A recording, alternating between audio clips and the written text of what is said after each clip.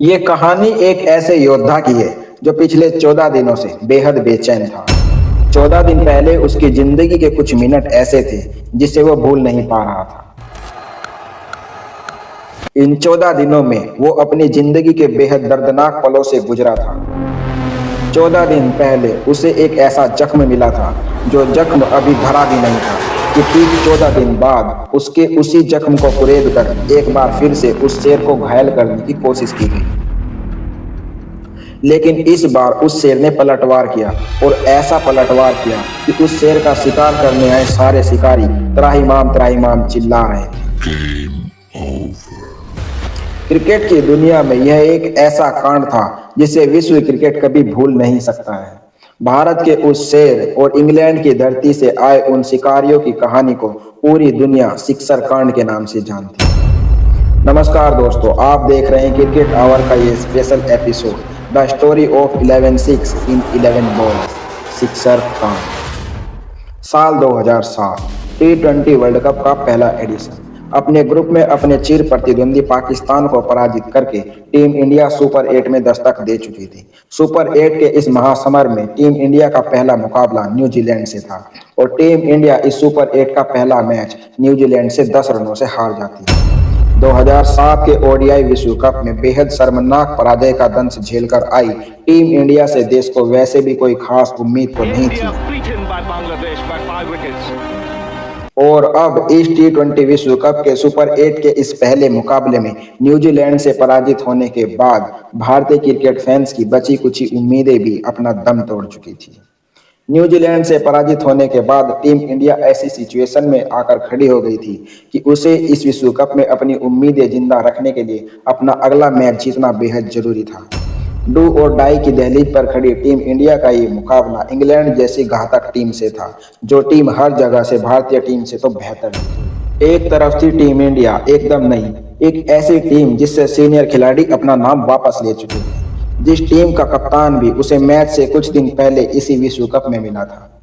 और दूसरी तरफ था इंग्लैंड, क्रिकेट का जन्मदाता, जहां से क्रिकेट का चलन शुरू हुआ था। इस महामुकाबले के लिए दोनों टीमें एक दूसरे को पछाड़ने की मंशा लिए हुए 19 सितंबर 2007 को साउथ अफ्रीका के डरबन के इस मैदान पर एक दूसरे के आमने सामने थे। टीम इंडिया ने टॉस जीता और नए नवेले कप्तान महेंद्र सिंह धोनी ने बैटिंग करने का फैसला किया।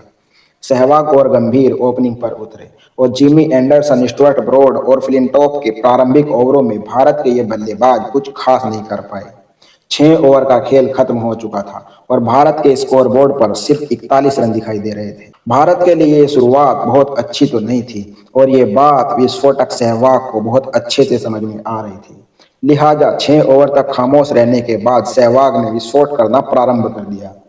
6 ओवर की समाप्ति तक 22 गेंदों पर महज 15 रन बनाने वाले सहवाग महज 38 गेंदों पर ही अपना अर्धशतक पूरा कर लेते। पिछले 4 ओवर में सहवाग का विस्फोट इतना भयंकर था कि 6 ओवर में महज 41 रन बनाने वाला भारत अब 10 ओवर की समाप्ति पर 90 रन बना चुका था। 52 गेंदों पर 68 रन बनाने के बाद 15वें ओवर की चौथी गेंद पर जब सहवाग आउट हुए, तब तक भारत के इन दोनों प्रारंभिक बल्लेबाजों के बीच महज 88 गेंदों में 136 रनों की साझेदारी हो चुकी थी। 15 ओवर की समाप्ति पर भारत के स्कोर बोर्ड पर 1 विकेट के नुकसान पर 138 रन दिखाई दे रहे थे।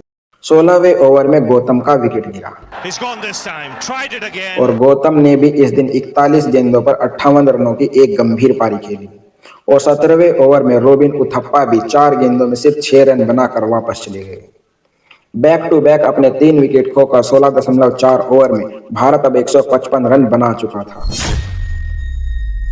कुछ ऐसे ही हाल और हालात में एंट्री होती है उस शख्स की, जो शख्स पिछले 14 दिनों से अपने दिल में, अपने जहन में एक जख्म पा रहा। वो शख्स कोई और नहीं बल्कि युवराज सिंह थे। पिछले 14 दिनों से युवराज सिंह एक ऐसी आग में जल रहे थे जिसकी धधक को युवराज आज शांत करने वाले थे। इस कहानी को समझने के लिए फ्लैशबैक में चलते। आज से ठीक 14 दिन पीछे, तारीख थी 5 सितंबर।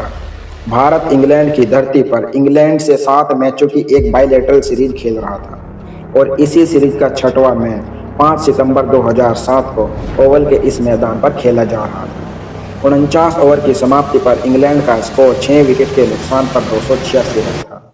50वें ओवर के लिए कप्तान राहुल द्रविड़ ने गेंद युवराज सिंह के हाथों में दे दी। इंग्लैंड के ऑलराउंडर मैक्सवेल बल्लेबाजी कर रहे थे और मैक्सवेल ने युवराज के इस ओवर में 5 गेंदों पर लगातार 5 छक्के लगाकर युवराज सिंह को भरी महफिल में बेइज्जत कर दिया था।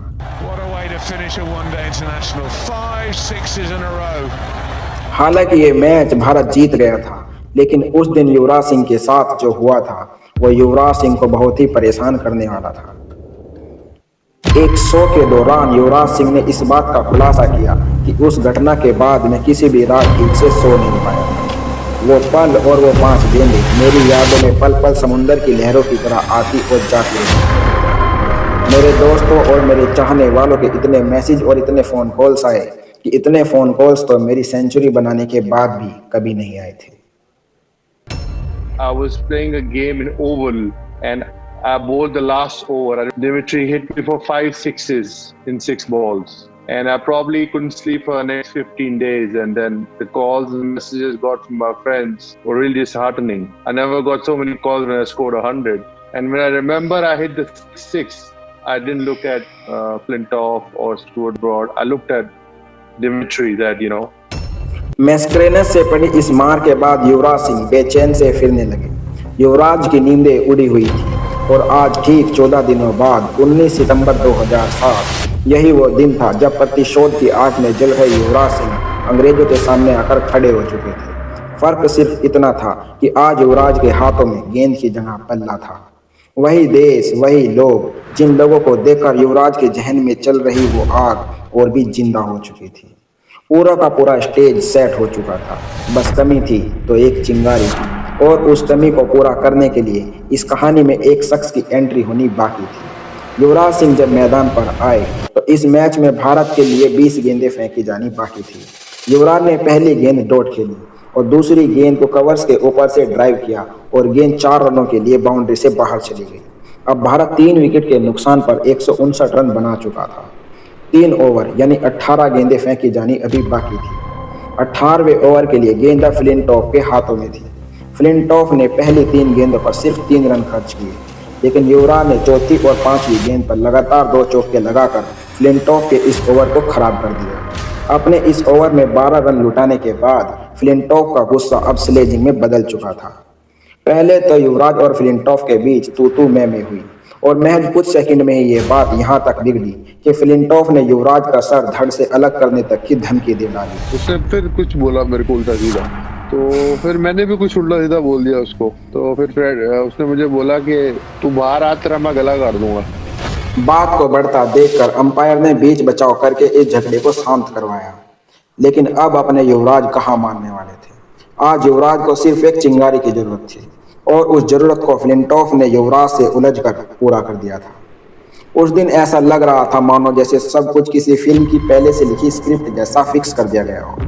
पिछले 14 दिन से प्रतिशोध की आग में जल रहे युवराज और आज फ्लिंटॉफ की बदतमीजी और फ्लिंटॉफ की धमकी से गुस्साए युवराज अब इंतजार कर रहे थे 19वें ओवर का। 19वें ओवर के लिए गेंद अपने हाथों में लेकर स्टुअर्ट ब्रॉड तभी युवराज के सामने थे। स्टुअर्ट ब्रॉड की पहली गेंद युवराज सिंह ने लेग साइड में रूम बनाया और गेंद के टप्पे पर बल्ले को सटा दिया। हाथों की पूरी ताकत इस शॉट में झोंक दी गई थी और गेंद आसमान का सफर तय करती हुई 6 रनों के लिए बहुत दूर स्टेडियम से बाहर चली गई। ये शॉट कम और तमाचा ज़्यादा था। स्टुअर्ट ब्रॉड की दूसरी गेंद और युवराज का यह फ्लिक शॉट, खिलाड़ियों का इससे ज़्यादा इस्तेमाल तो बैटिंग में किया ही नहीं जा सकता था।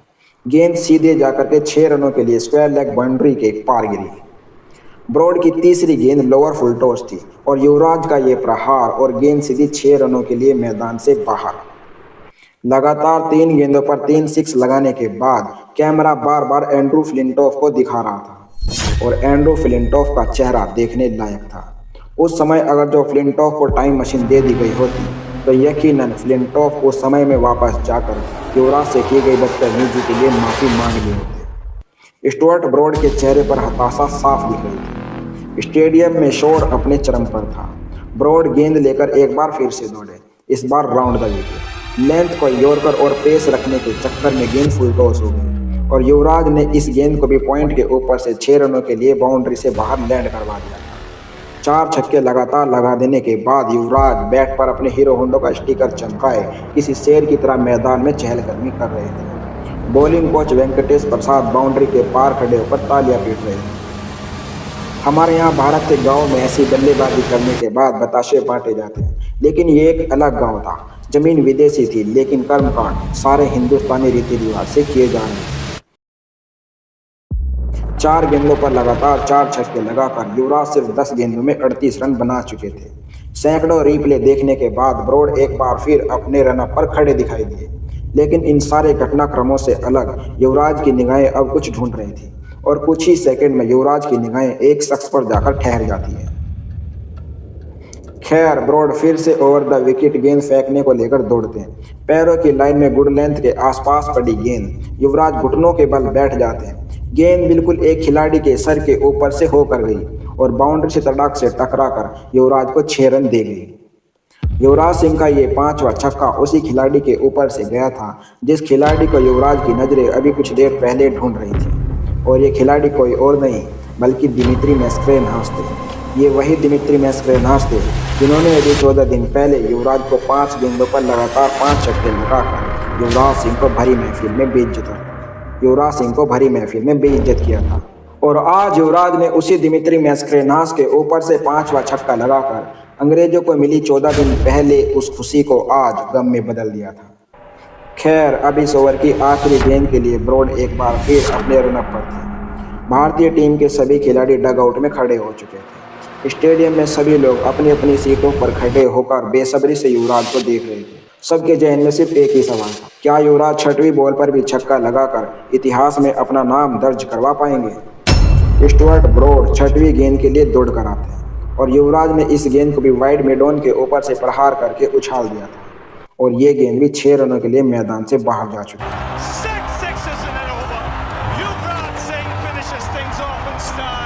पूरा डगआउट खुशी से उछल पड़ा।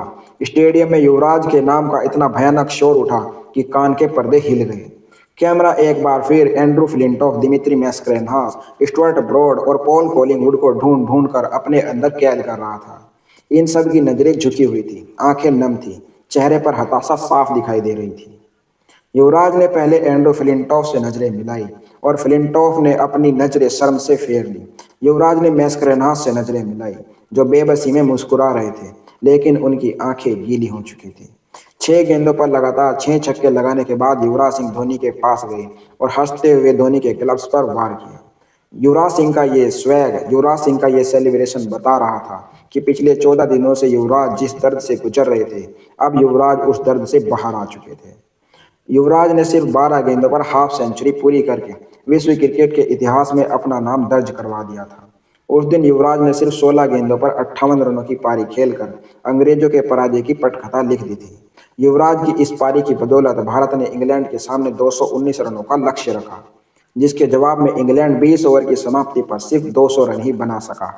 भारत ने इस सुपर 8 के मुकाबले में इंग्लैंड को 18 रनों से पराजित करके सेमीफाइनल के लिए अपनी दावेदारी को मजबूत कर लिया था, और पूरी दुनिया ने उस दिन युवराज को एक नया नाम दिया था, सिक्सर किंग। तो ये थी कहानी भारत को 2 वर्ल्ड कप जिताने वाले युवराज सिंह। और अगर आपको वीडियो अच्छी लगी तो प्लीज़ वीडियो को लाइक करके चैनल को सब्सक्राइब करना।